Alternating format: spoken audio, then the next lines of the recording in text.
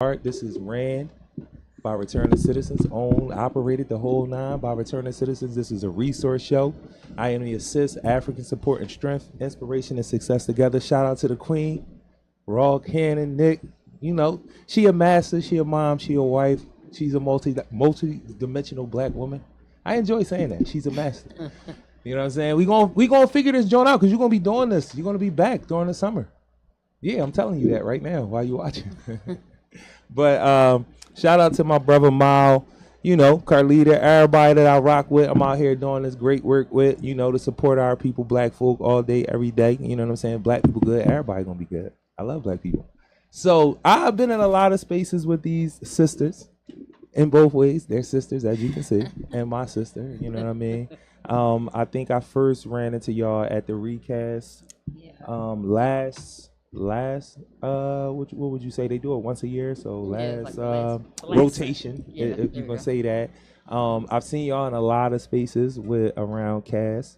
You know what I mean? I love Cass. You know, I did a lot of work for Cass. Cass is very dope.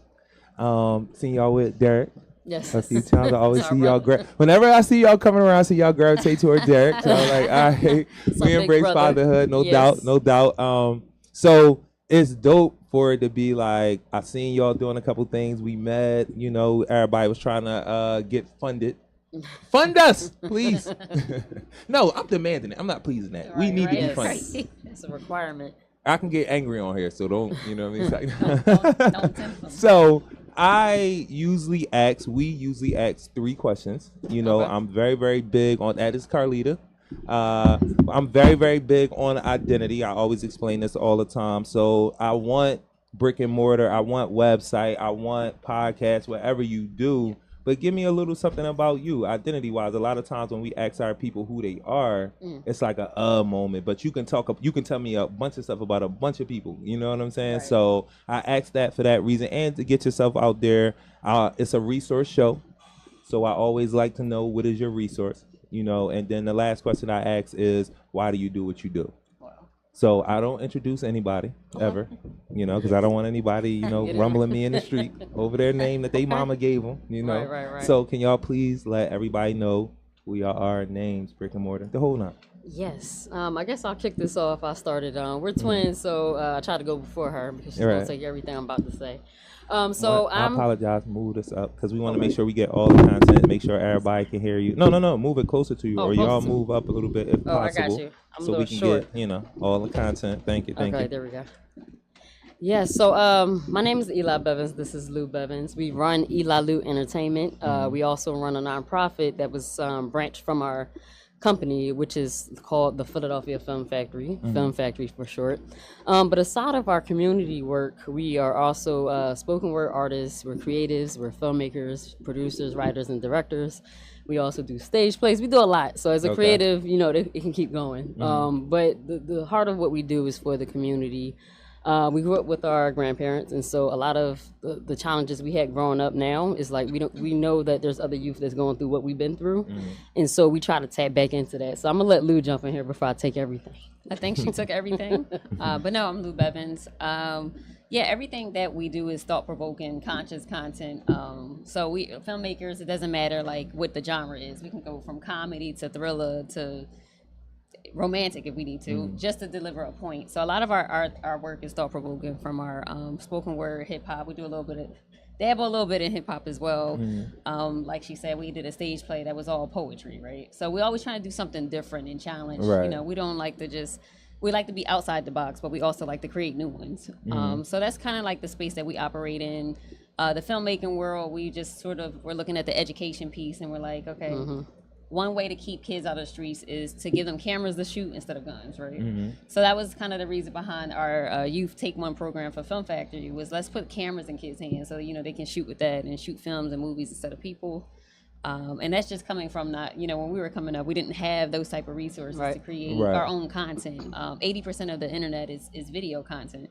So, you know, we put that in the youth hands, so, you know, occupy their time with that. So that's kind of how we got into that space. But in general, the Film Factory is here to provide resources to the independent film community in the tri-state area. So not just youth. I know we have a popular, I guess, youth program, but I always try to tell the parents and the other creatives that we service everybody. You know, Right. 18 and over. We also had like an adult filmmaking class, and it was amazing. We do a lot of work in Hollywood, so we're back and forth between Philly and LA, and so we want to bring back that. A lot of people leave and they just don't come back. Right, right. So what we tried to do is, you know, we had a chance to work in Hollywood for the past decade, and there's it's not a lot of us behind the scenes, not a lot of us on the tech side. Still, that's crazy. Still. Yeah. So I was like, we got to do something on the education side with youth and adults, especially in West Philly. There's a lot of creators, but we lack the business side. Right. And so, you know, with Film Factory, we teach a lot of film education in terms of, you know, licensing agreements. What else? You got entertainment law, and so all of that good jazz. Right. So that's the bulk of what we do. So apparently y'all from West Philly. Yes, born and Oh raised. man, that was unison on that. I'm from Southwest. Don't nobody care about this stuff. I'm still Geo. It's like, nah. But what part of West Philly y'all from? Overbrook. Overbrook. Yeah, Oh, y'all Hilltop. Hilltop. Oh, yeah. okay. So for me, I always talk about how Hilltop is very similar to Uptown. And even the way that it's constructed, like Yeah. the houses and all that, Right. and it's kind of it's just dope for me. It's like these were our suburbs at one time. A lot of folks either moved up Hilltop or they went up Uptown. They was Mount, you know what I'm saying? Yeah. And now when I look at it so many years later, and I look at the resemblance of how things look still, like even with gentrification, crack, criminal industrial complex, all that, and you see the changes that those things had on those two areas, Right. even right now. Yeah. Like the further you push up, you still see folks kind of living suburban. If you say Mount Airy and you pushing into like Jenkinstown or you going Willow Grove, but all of the little areas underneath it, Germantown, Logan, the same thing with the Overbrook section, like all around. I wouldn't say sections, but all around like Columbia, Master, where those were suburb areas too. Now those things have affected those areas the same way. So I would ask, because y'all from West Philly, what is the thing that y'all think had happened environmentally, like in these areas, that affected the changes that I know y'all seen from however long y'all lived there? When did y'all move there? Our entire life. So all right, so y'all really seen it. Y'all really seen it. So y'all know exactly what I'm talking about. So out of those things, like what is the thing that y'all think was like the most impactful because y'all lived in the area and was able to see a change? It's funny that you kind of touched on it, and I know the crack era was the change. If you look at it, we're actually working on a piece now about the impact or the aftermath, rather, because we talk about it now like it's a distant memory, but we still are looking at the ramifications of that era. So for me, it's a continuation more so than, you know, the shift. There's now a shift in West Philly, especially coming from University City, where, and you know, everything is different. Right. And it's like the pandemic hit, and then it was just a wave of new buildings, new apartments. Like my hope is that we're still able to tap into that. And the Overbrook area hasn't actually experienced too much of that yet. But the farther it goes, you get what you're talking about. Right. And I don't know if it's past like 63rd Street.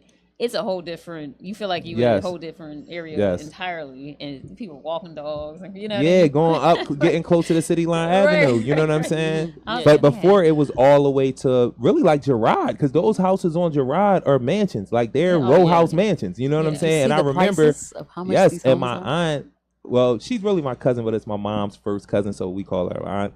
They had that crib since like the 80s, probably, and when it was still suburb, you know what I'm saying? So what you saying is like those lines be looking so crazy, like I could walk up 2 blocks and it's a whole mansion up here, and they chilling like, and then I walk over in the City Line Avenue, but 3 blocks down, 65th and Melbourne, it's going down, like it's really happening. This side of the street is right. Like don't go over there, just Wait, stay over here. Right. It's funny you mentioned Cass Green, right? So we met her when we were about 14 in the we lived in Overbrook, but we would walk all the way to the Mill Creek Culture Center for her art program back in the day. Okay. And we actually did the Mill Creek documentary about 10 years ago, and it was Past, Present, and Future. What's crazy is to film the Mill Creek, the bottom, where the projects was, to film all of that 10 years ago. And we saw it coming. You started seeing the developers coming back then. So look at the documentary now, only about 10 years later. Everything we filmed is gone now, and it's like replaced with these expensive apartments. And so what's crazy is to document that. Like I think back then we were probably weren't thinking Right. this far ahead. Of course, it was Accelerated though. fast. That's the thing that I was. Fast. That's why I didn't want to Yeah. cut you off, because I definitely wanted everybody to hear what you saying as somebody that y'all literally walk. That's a walk. Like Yeah, anybody it's a that walk. know that's a walk. But a walk. the thing about walking is you get to see See. your environment in a different way that you Yeah. don't get to see on any type of other transportation. Right. Like you Right. walk, you get to see those changes. Where Yeah. a year ago, I was like, hold up. Yeah.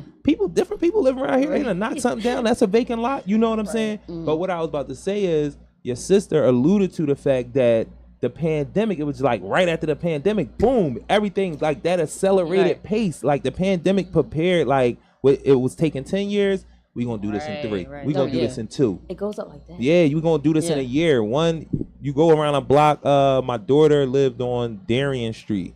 And when she first moved on the block, the 2 apartments, the apartment she was in and the other apartment was the only 2 built. And then it was like 3 houses left, literally. And then you go around there now, it's 6 other apartments up. And they not done. By the end of the summer, the block might be filled up, and that's in a year. You Yeah. know what I'm Yeah, saying? yeah, The sad part is a lot of those homes were like home ownership, like from black, we didn't Yes. pass them down, so then we lost them. We saw like on our block alone, it was like all the elders were passing on it, but they didn't pass the property down At least the right way. the right way. Right. And Yeah. then the next thing you know, you see a $300,000 home just in the middle of a block, and you're like, wait, we kind of had that epiphany. We were going to go off to LA before the pandemic. Right. And I stopped, and it was a home on the block that in Overbrook, and they flipped it from like $60,000, and it sold for like what, $300K or like $250, something like that. And I was like, wait, we sitting on gold mines, and we don't even know Right. it, and we're just like, oh, this is they're 100-year-old homes, so you think, okay, it's too much to fix, and then Nah. they come into the neighborhood and do exactly that. What gave it away was the constant packets in the mail that says we will buy your home for blah blah blah. For cash. Yeah. for We cash. got cash Yeah, right and now. people fall for that. I was You just should like, know this it's is not for crazy. $100,000 in cash. Right. You gotta know it's But you not. know that psychological play, I always, one of the biggest joints that always stand out to me when it, like that physical money thing, how it plays, because money plays a crazy thing on us psychologically, Yeah. emotionally. That's what capitalism do, and that's a whole nother conversation we can get into. Yeah, yeah. But I always trip off of Rockman when he was I forgot who he was about to fight, and he had the opportunity to sign like a 10-fight deal for like $100 million or something like that, but it was just a contract. Right. And then Don King comes in with a duffel bag with $250K in it, women, cars, The whole dude, nine. and he signed with Don King, and it was like, and I was like, it's that visual, and especially when you Yeah. somebody that come from a depressed community. Right. You know how it's depressed. It's like that visual is like, no, I need it right now because I might not have it. It might not be there again. Yeah. This Right. contract stuff, this paper, Yeah. anything can happen with this over Yeah. time. This right here, it's tangible. It's right here. I got to take it right now. And I was like, damn, Yeah. Don King is a dirty We dog gotta for look playing at with that the- man. Like We gotta that. look at the future, distance. right? I forget the guy. He's not young anymore, but he played Simba on Lion King, Mm-hmm. right? His mom back then, I don't remember the numbers, but they offered, let's say it was like $1 million Mm-hmm. for the whole project, and his mom was like, "No, we're gonna take the royalties over some years." He's still living off of that. Yes. Whereas that 1 million might have been gone. Mm-hmm. He might be 40 now, but that would have been gone by now. You know what I'm saying? So we had to look at the end goal, the That's distance. the is that's hard the to- critical thought piece. Like one of the things, the 2 biggest things for me, for all African folk of African descent, is critical thought and identity. Like I think those are the 2 things that will revolutionize everything for us if we put because critical thought makes you think logically, Yeah. and that's something that's taught. Common sense is not, and I say this Yeah. all the time because I be wanting people to really like dig into it. It's a reason why they don't teach reason and logic in school. I was gonna say that. You know what I'm saying? It's a Yeah. reason why they don't do it, and they literally took it out of school. Because when I was in elementary school, I got taught reason and logic. You know what I mean? They had like these. I always be wanting to say phonics books, but they was kind of like these animated books that would have like a picture of a before scene, present scene, and then an after scene, and they would ask you questions around it. Like, Right. if I show you this scene right here, some folded up clothes on the table, a lady is standing there folding the clothes. Write or draw what happened before this, and then write or draw what happened after that. And it would be the same thing with sentences. A sentence would be in the middle of a scene of something happened, and it was like, okay, this sentence says they went outside and it was cold. what did they do before? You know what I'm saying? And what did they do after they were out there? And it teaches you outcomes. It teaches you how to critically think about things. And then math just does that in and of itself. Problem solving with math. We're missing that part in and schools for sure. I'm willing that around to both of y'all made a point about education. I'm big on critical thought. Everything we talking about when you talk about we do the art, but we don't know the business side. That's an education. Mm-hmm. We have these homes. We don't know how to pass them on. That's an education. Right. You know what I'm saying? Right. Everything we see when we seeing these things in our neighborhoods going on, it's a particular education. But is our people equipped to take this information in and use it? And that's my critical thought thing. That's why when people be like education, yeah, I'm with you. But are we just talking about information that we passing on and saying, you got it now? And it's like, do they know how to, do they comprehend it? Right. And then another thing that I posted the last couple of days based off somebody else's post was some ridiculous number of folks being functionally illiterate in Philadelphia. In particular, whenever you say anything about Philadelphia, it's 44% us, mainly impoverished. So if you're telling me that majority of the city can't read, I'm thinking that's my folks. And I know people be like, why you gotta think negative about your people? Because I know how these systems play out as it pertains to us. So I need to see that statistic. And lo and behold, that's what it was. Right. So what the resource that y'all provide, because that's the question I'm asking, that's what y'all resource, and y'all said things about education. How is it education? Like, what type of education? Like, I know what the resource is. It's art. One of the ends of our joint is art. That's what we do. We do, is love, support, grace, social activism, resources, and art. Right. So art is education. So tell me, make that correlation, So, y'all resource and education. With our program, right, especially when we're competing for funding, because the first thing people do is, it's obvious when you say I have a reading program, so we take filmmaking, right? And with our Take One kids, it's not just filmmaking. It's 200 roles on a film set, and people don't realize that it mimics the real world. So budgeting is a huge problem with our youth not understanding the finance piece, and a lot of them don't learn it in school. As soon as you hit 18 and you get a job, you got to pay taxes and all that good stuff. So in our program, we teach them how to budget for the film. We let them do the entire film project, and we teach them budgeting, mathematics, reading comprehension. And so, why did you pick that actor? How much does it cost for rent? If we're booking this place, do you have a license? We take them through the entire process, and they was like, dang, I didn't realize filmmaking was critical thought. We had one student who actually, she's our first senior who's going to college next fall, and she actually wanted to go to school for, I think, either business management or accounting. And she's never heard of a line producer. In filmmaking, the line producer is the person that come up with the budget, right? And I think a lot of parents, when they hear the arts, they chase you away from it. It's one of those things where when I was growing up, it was like, art ain't gonna get you nowhere. Like, you better get a job in like math, science, or technology. And our background is in that. My degrees are in like minor in aviation, computer science. It has nothing to do with the arts, but I always listened to what other people told me, right? Because back then it wasn't, as an artist, you listen to your teachers. I had a teacher that said something smart to me. It was like, why would you go to college for that? So I took 6.5 years away from like the art path because of what everybody thought. So in our program, I was able to talk to the parents, and they was like, yo, I never thought about budgeting and accounting. I say, well, she could be a entertainment. This person could be an entertainment lawyer. This person could be an accountant. Like, now she bringing in the millions for the film, and so it's still accounting. Right. If you look at Disney and any of those Hollywood productions, none of them care about film. I mean, I'm not gonna say none of them. Let me take that back. But they're money people. It's the numbers. They're all about the numbers. So that's why your film, you might have an amazing film idea, but they like, is it gonna bring us money? Now we're gonna go for this idea that's not as creative, or it doesn't touch hearts. Because we can market it better to bring in those numbers. Right. So those people that sit at the top are accountants. They're not filmmakers. They're not creatives. They might not understand the vision. So anyway, we do a lot of that, and the kids don't even realize they're learning math. They don't realize, that they're we have some kids that don't know how to read, right? You mentioned that. But in order for us to make this film, you got to read the script. You got to read the lines. And there's like 40 of us in a room. Now you got to read, it's public speaking. Now you got to read in front of, so we have a lot of introverts. And I'm an introvert, extrovert. Like, I can get on the stage and perform in front of 1,000 people. But it could be like 100 people in here, and I'd be like, let me just sit in this corner. Yeah, I don't want to talk I don't want to talk to people right now. Right. But so we have a lot of introverts in there, and we have kids that have speech impediments. We have kids that have trauma. And so we talk about the educational piece. I gave my cousin some money, and she'll spend it within 10 minutes on chips, this, that, and the third, right? Right. So with filmmaking, we're teaching them, how to budget, financial literacy, and things things like that. So I didn't know if you wanted to add to that. Yeah. But we sneak it into our program. Nah, that's the good. parents love it though, Right. but the kids don't even realize that they're learning all of this. We gamify everything. So in school you get like a test and there's all this pressure. We just turn it into a trivia or a quiz or like a team, like they join on teams and they play games. So they don't realize they're technically taking a test when we're trying Right. to test to see what they know or what they obtain. We also, Eli talked about like trauma, right? So we look at it's not on the surface as film, but some kids come in, maybe they're in a foster home, or maybe their parents are going through something, or so like we have to be mentors first and then teach the filmmaking and use that as the vehicle. And then you got life leadership and life and leadership skills.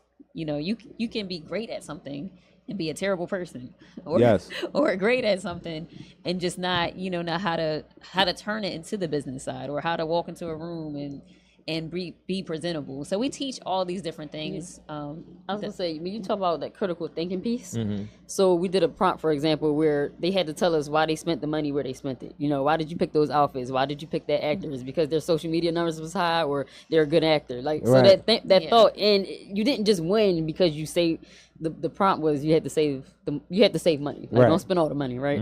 And just because you saved the most money doesn't mean you had the best project or you made the best choices. Right. So all of that stuff came into play, and they You were have like, to well, waste the gravity Right. of things. I love to say that. Yeah, like, yeah, I'm yeah. a pro and con person. I'm a gravity of things person. Like, Right. what is the gravity of this thing? Right. Like, how much does it weigh? Because you really have to do that, because Yeah. we'll be overreacting to things if we don't sit back and say, all right, is this really that deep? Yeah. Like, Right. is it really? Yeah. Like, give yourself. And then my brother said, like when somebody disagrees with something that you or presenting some new information to you, right, and you don't allow your immediate emotion of not liking what they said or going against your information to just have you respond. right. And it's a thing of critical thought to withhold judgment. That's what he said. Yeah. Like we don't be deep. knowing how to do that, Yeah. because if it touch you the wrong way, like how can you say such a thing? Like I'm gonna say something I've been saying to people when you talking about being survivors. So I said R. Kelly and Puffy are not the same as Epstein.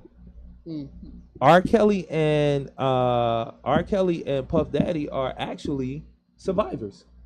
They're actually survivors of a system that created them this way, that told them they had to do certain things to be in this limelight. Y'all in Hollywood, y'all know.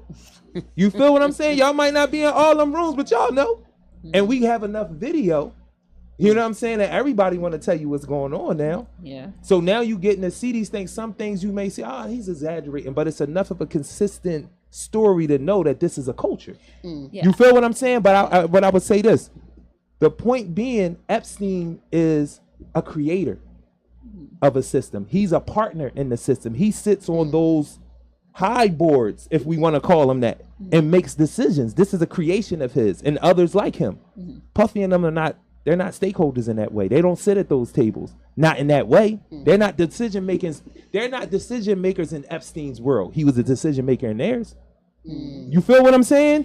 Yeah. So I'm not saying that accountability shouldn't come. That's not what I'm saying. But I'm just saying I would use that example as something that somebody wouldn't withhold judgment to get some information on. Soon as I say it, it would be like, no, what? You supporting Puffy and R. Kelly? What is going on? But that's a part of critical thought that we don't have. Like you have to be able to have the wherewithal to withhold judgment until you fully hear what a person says, that's get it. some more information. You know what I'm That's the saying? entire internet right now. Something comes out, we immediately have a response. Exactly. And to your point, I'm like, well, what happened? Even if it's a shooting, you're like, okay, let me get we don't wait for evidence anymore. We just have immediate judgment. But to add, I was just going to say, I look at the world as systems. Everything's a system. So if our education system is bad, if something happened and we're talking about youth with guns, there's a system. So what creates that? They don't just pop out and something crazy happens. Exactly. You just got to look. And I think even our master's in information architecture or science, that one of the career paths would have been system analysis. So from my lens, it doesn't matter if it's music, if it's film, if it's a fight, if it's an argument. I immediately go, all right, how did we get here? Or how did that happen? Or, it could be something simple as a mistake not that situation. But No, I got you. But just for clarity, I got you. But like like it could be somebody stepped on your shoe, and Right. but they stepped on your shoe because they was pushed by the person behind. Like, but Right. you didn't see that part. It's everything. When you mentioned the system and the critical thought part, because I don't think a lot of stuff is just like one answer. Sometimes I feel like it's a bunch of different things. So even with the school system, right, and we talk about that a lot, and that's a touchy topic for me because I don't understand why we're not learning financial literacy. I don't understand why, like, I took out a loan for college at 18. I don't know what I'm doing. Right. But y'all let me sign that, And right? you gonna get all them cards in the mail. Yeah, Them and I Jones was be just like- following you. I don't care what address they think you be at. Especially on a college campus. You go Right, get your right. food. It's Jones already on the table Right. like that. I don't Like, want no credit card. Like, how y'all still contacting me? But no, Right. it's like, and we talk, and again, we were raised by our grandparents, so I was an independent college student. I didn't have parents that could sign for me. It was like, you 18, you can sign this. And so when you look at high school, we don't learn that stuff. We don't learn about taxes. We don't learn about, we just lost our grandmother in November, right? My condolences. Thank you. So that's our mother, right? And what comes with that is, okay, what about her house? What about this? But you're dealing with this, and then you got to deal with the part you didn't learn or the part you didn't understand, and how to pass the house down, and the tax, and the power wills, of attorney. power of attorney, all of that stuff. And I was like, yo, why don't we learn this stuff in school? I got mad. Like, how come? Why we didn't learn this? And how come the people older than me, this person, that 'Cause person they that's in didn't their know it 60s and either. 70s don't know? But the funny thing about our block growing up in West Philly, it was all homeowners. My grandmother, my neighbor, everybody owned their house. Now, if we pass them down the right way is the thing, because back then they didn't have all this access to information Right. of how to pass stuff down. And so this is the years where people who were born in the 30s and 40s, they're passing on now. I think we lost like 4 last year alone, including our grandmother, and all of them have properties. So it's like, thank God, Lou here was on it. Like, okay, research this and research that. It doesn't. Real. But we don't learn this stuff in the school. Nah, You really man, don't. You know how much wealth. Right. You know what I'm saying? Like, just you have, and it goes back to what we already saying. Like, you know how much wealth, if y'all didn't know better, y'all would have potentially gave away. If you saying these are family I've seen members it. that Yeah. that y'all these people know you. So if it's not if you're not the next person you're in that line. That's all I'm saying. Yeah, You're in the yeah, line, yeah. and we don't be knowing, and we really be letting that wealth, 4 houses, 5 houses, just be squandered, or our families be scared. Because I've heard a lot of this where it's like, I'm not leaving y'all nothing because y'all ain't gonna do nothing but fight over it, and it's Yep. like, Right. Ooh, that don't part. do the reverse But you know mortgage. what? part. If you Don't do have it. we had to have. They lining us, man. They lining us up. We had to have those tough conversations, just transparency. Like it's 4 of us, and then my grandma had 5 kids, so it's Right. like 9 of us. And I was like, how are we going to do this? But the conversations got to be like I no had to one watch wants, soul food or what not to do. nobody wants to talk about when I Right. die. Like that's like we all should have that conversation. Yes. If you own anything, even like social media could be something. But for me, the power of attorney thing was crazy because it was like a ticket. Like if you don't mention it, if you're we were caregiving for a grandmother, but if you don't mention it in a hospital, in a nursing home, it's almost like they won't mention it. So I was Right. like, oh, I need. The pandemic piece was crazy because we couldn't even. So I was like, my grandma had dementia, so technically I have to speak for her. So Right. whenever she goes into a space and they're like, you can't go in there, I had to be like, oh, but it's my grandma. And then nope. And then as soon as I said, oh, I have power of attorney, like, you do? Okay, come on in. I'm like, what is that? A secret word that? Nah, listen. I hope I didn't cut. I hope I didn't cut you off. But I went through the same thing with my mom, and my sister has power of attorney, and she lives in South Carolina, and I was the caregiver up here, and it was like I had to always, when they start saying you can't go, and I was like, y'all clearly see that my mom has had a stroke. She cannot talk. Right. Yeah.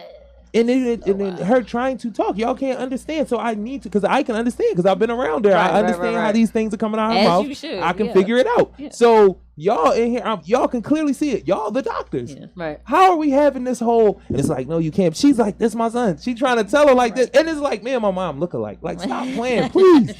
But Without y'all that get piece? super on exactly, and then it's like, well, you gotta call your sister, and then Right. I call my sister, and she like, yeah, I'm the power of attorney. That's my little brother, and it's like, Yeah, you Are gotta y'all get permission. serious? You have to but get I'm all, permission, right? yes, and it's still so crazy. I'm saying it because I'm like, I know what your experience was. Like, yo, I am right here. Right. Why are we playing with this word like Right. this? But it's a real thing. thing, yeah. Power of attorney. Right. You are that person now, for real, for real. That's what I learned. Like, Yeah, that's and a good way to put it. Right, because right, we live in a capitalistic society, power of attorney is really about the money. It's really not about nothing else. Yeah. It's other things that comes with it, but power of 'Cause if attorney you is only to don't- determine the If money. you don't have it, that person is then the ward of the state. They make the decision. Exactly. The home and everything, Yeah. the bank account. It's everything, exactly what it I is. was like, man, It's this is- power of I attorney was in like, a capitalist why society. didn't they teach this in school? No, because they don't want you to know. They want you to go somewhere because these are things that really happen to us even before now. Yeah. Like we're taking our people signing off because we don't know.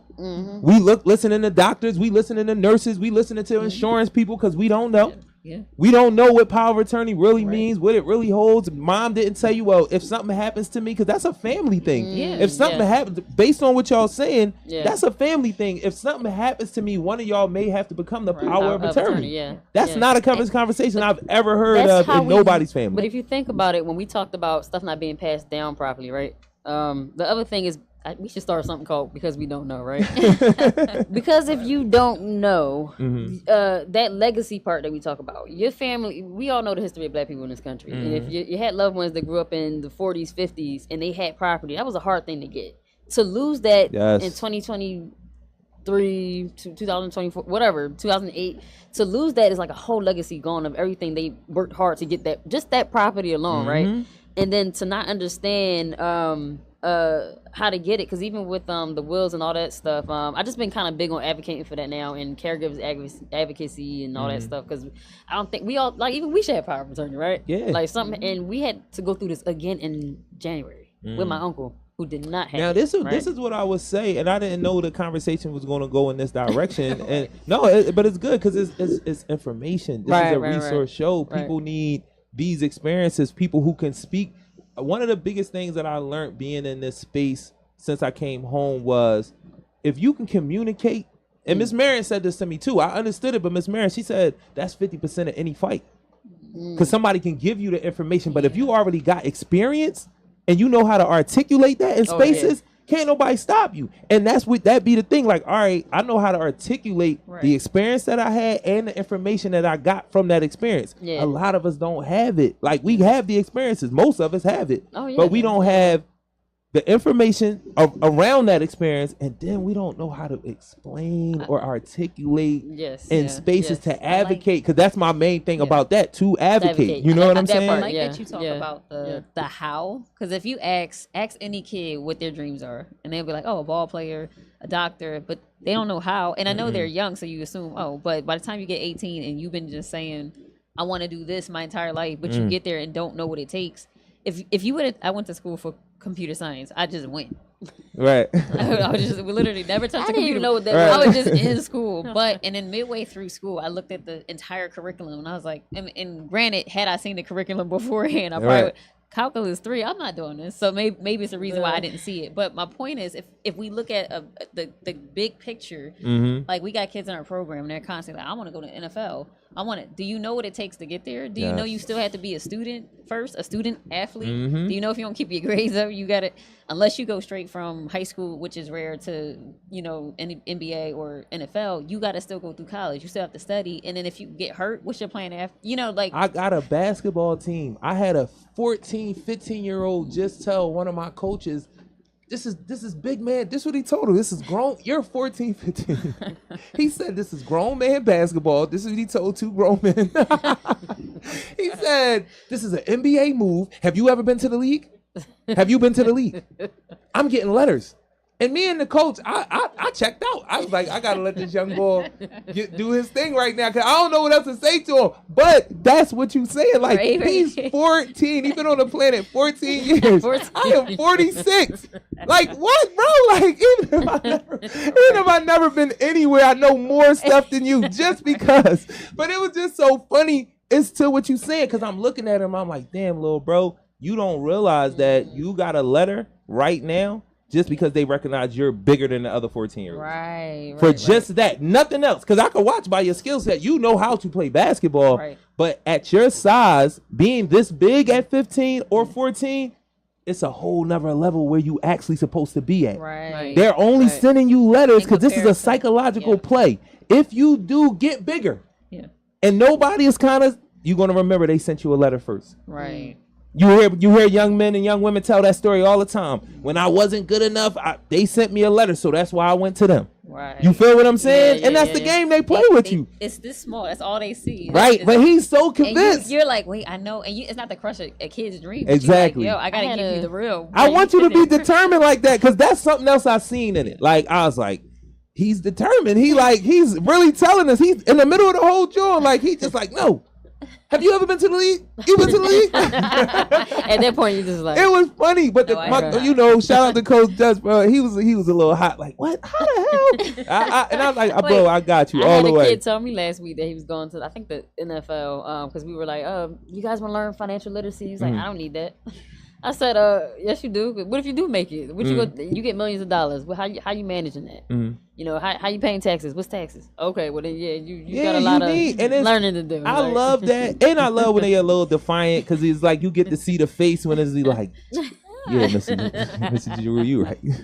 You was right, Mr. Jarue. Right. Uncle Jarue, you was right. That's like what I love about, because I think we all do this. You ever look over your life and somebody says something to you back then, I don't care how old you were, if it's stuck, you like, dang, somebody did tell me that one. Yeah. It's got to stick. If you don't take it now 10, 15, 20, 30 years later, I left something. Yeah, it's going to I love something. So I do want to say this. Y'all basically really explained y'all resource.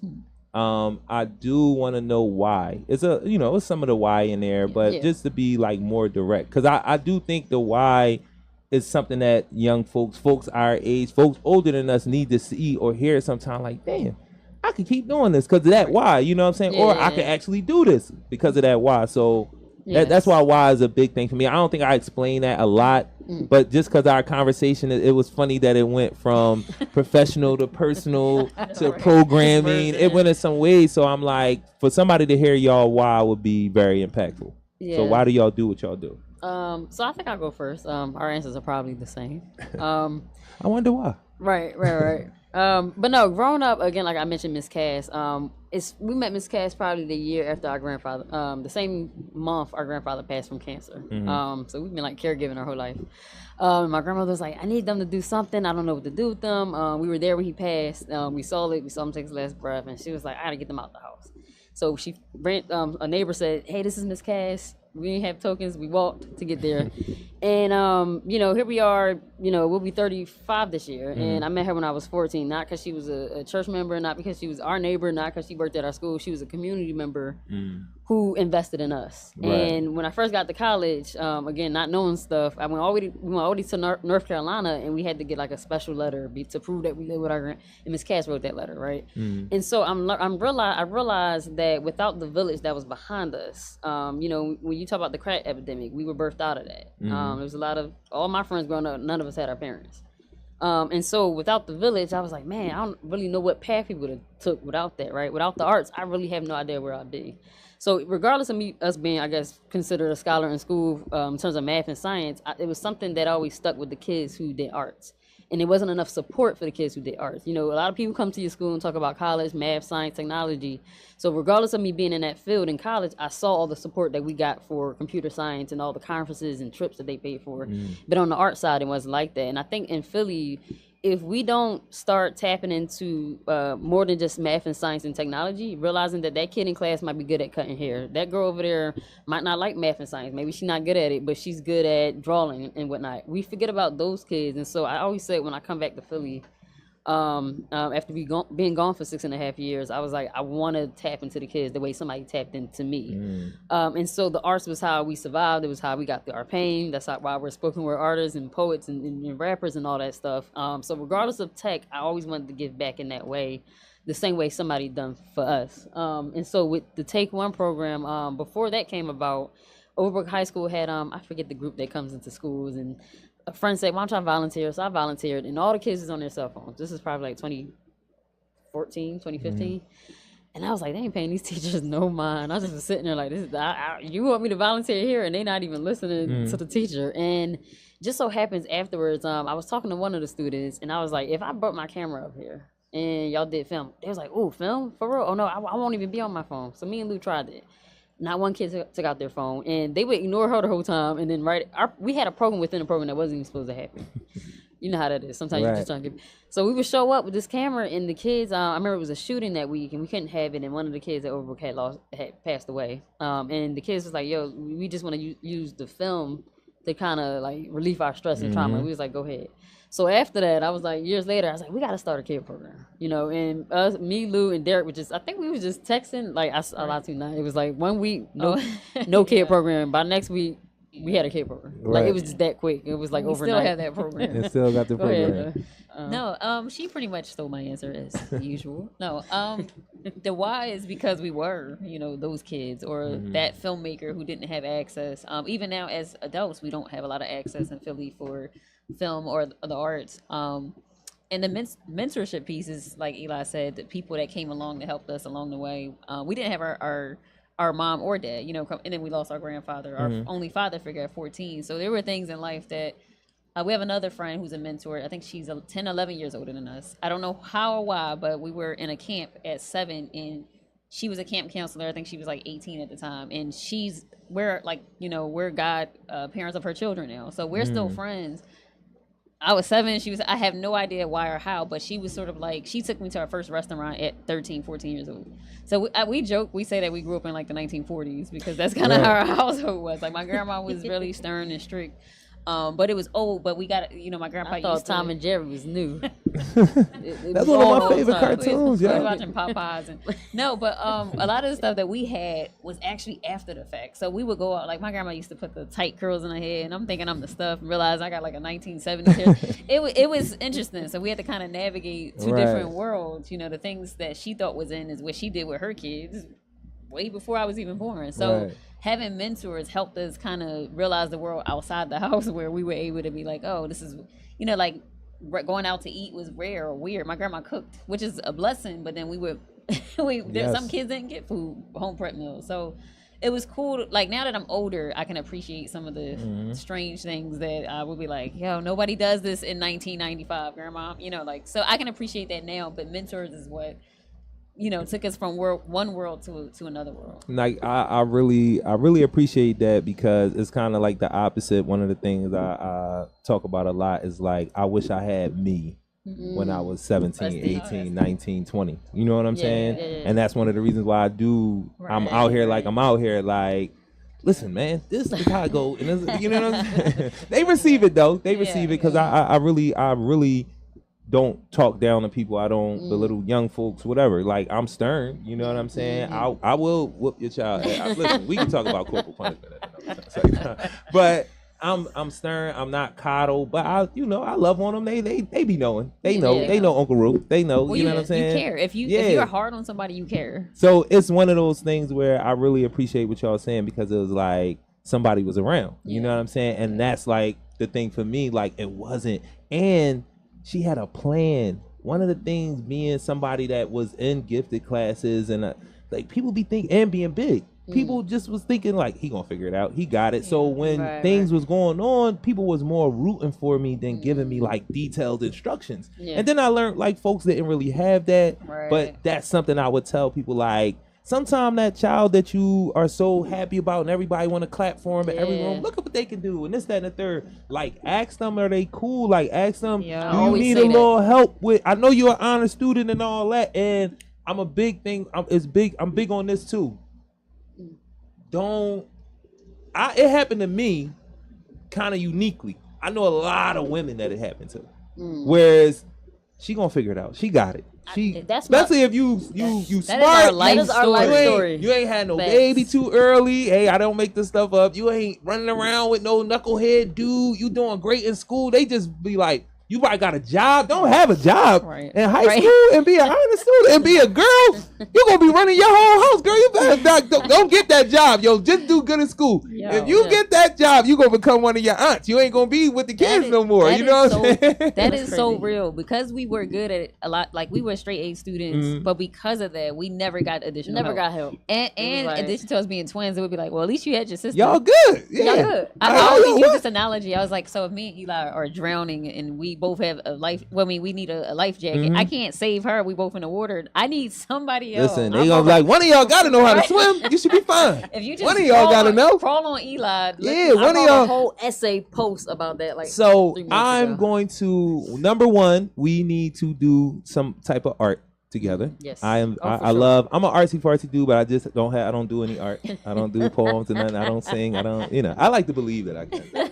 I do. Actually, I can sing. It's That's a all you matter of need. fact. But no, because we gotta go. Because I gotta do basketball with these young boys. But number one, Sparks. From Emilio Sparks. He's doing like this film stuff now. I was able to talk to him a few times because he does some work with the Fathership Foundation. So I think that's something y'all might be able to link up. And he does it around like mental health stuff. So I think, if I could possibly link y'all together, it might work. sure. You know how things go, but I think that would be dope for y'all to link up. Okay. And I want to do some type of like spoken word stuff at our space. So I'm definitely going to tap into y'all about that. And I'll be seeing y'all a lot now. Because now before we would speak, but we kind of didn't speak. Right, We would right, say, right. Hey. Now these my sisters. Like everywhere I see them now, I'm going to just be jumping You in be their pictures everywhere. like, hey, what's up? It's me. It's like, no. But yo, I really, really, really appreciate y'all. I really appreciate the work that y'all do. And Thank you. now hearing more of y'all story, like you know how it is, yo. People do stuff from their heart, so I judge on that. I know they say don't judge, but no, I judge on that, and it let me know quick about folks. You know what I'm saying? Right. Especially in Philadelphia, where to be in such a large nonprofit sector, there's a lot of opportunities. There's a lot of capitalism involved. Yeah. There's a lot of people being paid to maintain BS because they can. Right. So. Right. I want to definitely work with y'all. I appreciate what y'all do, and I told you y'all story is dope and it's unique for us to hear in Philadelphia. Like it's not unique, but it's unique at the same time. Yeah. So one more time, tell everybody who y'all is. Eli Lou. Yeah, let her go Just gonna first give this it to me. time, She's please. just gonna send it It's my like, way. no. All right. Eli Lou, we're EliLouEnt.com or EliLouEntertainment.com rather. Eli Lou Twins on Instagram, Eli Lou Entertainment on Facebook, Film Factory on Facebook, and Okay. filmfactory.org. And that's with PH, right? Yes. Not F. Thank you. PH. Oh. Thank There you. you go. See, I'm paying attention Yeah, a little appreciate bit. that. We didn't even mention it. People would have I found got another y'all. Film I got Factory. y'all. We family now. Y'all done came on the show. It's over now. Yeah. But go ahead. No, I usually let Lou do that part because I be butchering. So it. y'all good? Yeah, We we're good. So this is PSA Philly Service Announcement. Takeover Tuesday. Takeover love, support, great social activism, resources, and art. I love black people. We out. That's what we doing out here.